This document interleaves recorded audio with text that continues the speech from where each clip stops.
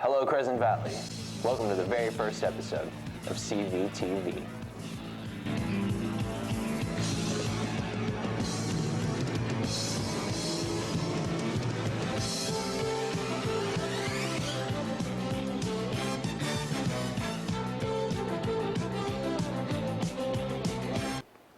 Fall is here, ring the bell, numbers, books, and show and tell. But those aren't just White Stripes lyrics.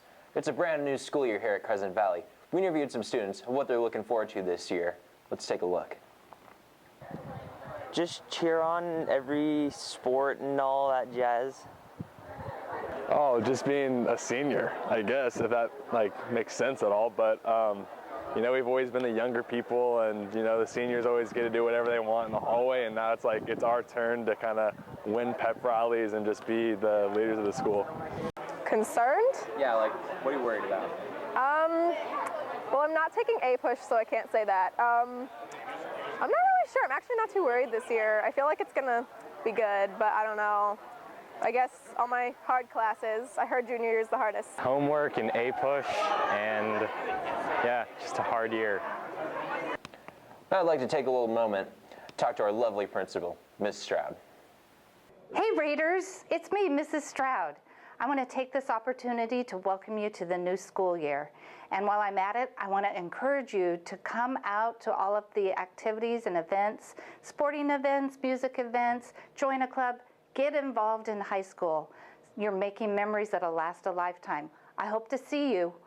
Go Raiders! As you know, there have been multiple changes to the grading policy over the past couple of weeks. Before, homework wouldn't count for anything, participation didn't count for anything, and you could retake tests. And as we figured out a couple days ago, that's not necessarily the case. We're going to go to a couple teachers and see what their personal input is about the current situation. I've been teaching at Crescent Valley for 30 years, and this is the dumbest idea I've seen in all of that time. The idea that it doesn't matter whether students do their homework, it doesn't matter whether they come to class, that it shouldn't matter whether they cheat on a test or plagiarize a paper, and that shouldn't affect their grade, makes no sense to me. So I really have to applaud Sherry Stroud for saying, let's take a year and think this thing through before we dive in it all the way. I was worried about it at first, and I worked on how it was going to affect my class, and I changed my assignments and stuff, and I actually kind of like it now. I think it's all right.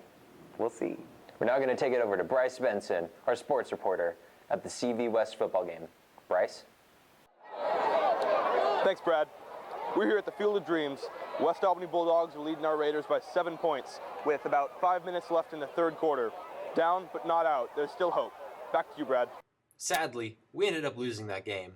But on the bright side, Benson did make a sick three-pointer. Go! Do it! Kobe!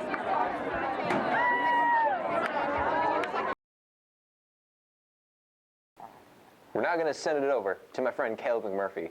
You're probably tired about hearing school news at this point, so we're introducing a new segment called the Caleb Corner. Let me give you a little rundown of what the Caleb Corner exactly is. Caleb McMurphy, he reviews movies, and he's going to give some suggestions on what he thinks you might want to see. We're now switching over to Caleb. Caleb? Thanks, Brad. Hi, Raiders. McMurph here. And this episode, my evil overlords have sent me to review the new Ron Howard film, Rush, starring Chris Hemsworth and Daniel Bruhl. Few things go better together than Hollywood and fast cars, and Rush is no exception. But beyond being a high-octane, adrenaline-fueled thrill ride, Howard, whose previous directorial credits include the excellent Apollo 13 and the abysmal live-action Grinch, lends an artistic, stylistic sensibility to the movie, giving it both heart-pounding, eardrum-bursting racing sequences and a good, interesting story. The story proper is a historical account of the famed rivalry between 1970s Formula One drivers James Hunt, played by Hemsworth, and Niki Lauda, played by Bruhl, and their grueling race, or races, for the 1976 World Prix. Hunt is a Lothario, but the more instantly likable character. He has more charisma than the off-putting and quote-unquote foreign Lauda, but is much less physically and emotionally healthy than the latter. Hunt's debauchery eventually catches up to him, and he inadvertently causes Lauda to crash. Following a gruesome sequence of Lauda's recovery, Lauda returns to the track looking like Aaron Eckhart from the end of The Dark Knight. Nonetheless, his rivalry with Hunt drives him back behind the wheel, and although Hunt ultimately wins the cup, Lauda wins a spiritual victory, deciding in the final race that a rivalry is not worth risking his life. The contrast and interplay between these two is a strength of the film, as both Lauda and Hunt eventually become archetypal representations of the wise man and the fool, respectively. The film ends with the real-life and still-alive Niki Lauda waxing about Hunt's inevitable real-life early death. Before, I mentioned one of director Ron Howard's other films, Apollo 13, which in many ways Rush can be seen as a spiritual successor to. Both films are artsy, stylized views of men dealing with big machines and the interplay of strong, round central characters. The films are also very tonally and aesthetically similar, using a palette of muted pastels and adopting similar central themes of love, death, family, and angsty bromance. The film is very honest about the mortality of those who dance on the edge of death for a living, Hunt being one who exploits and utilizes that high for personal and selfish gain, while Lauda is very aware of and in control over the power he wields with that connection, and the power that is wielded over him by death itself. The film does have a few major problems, however. This film would have been reprehensible artistically if it did not have a strong female voice, being just two men in a machoist Freudian rivalry, and although there are strong female characters in the film, they could have been much more strong.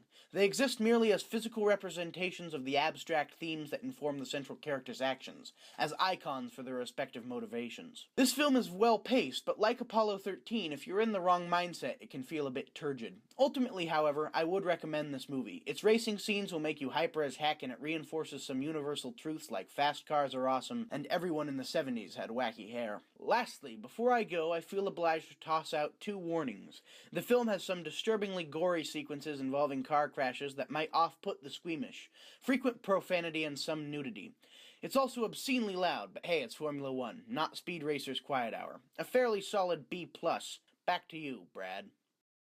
Well, that's all the time we have today, Raiders. I'm Brad Heathman, and thank you for joining me at the first episode of CVtv.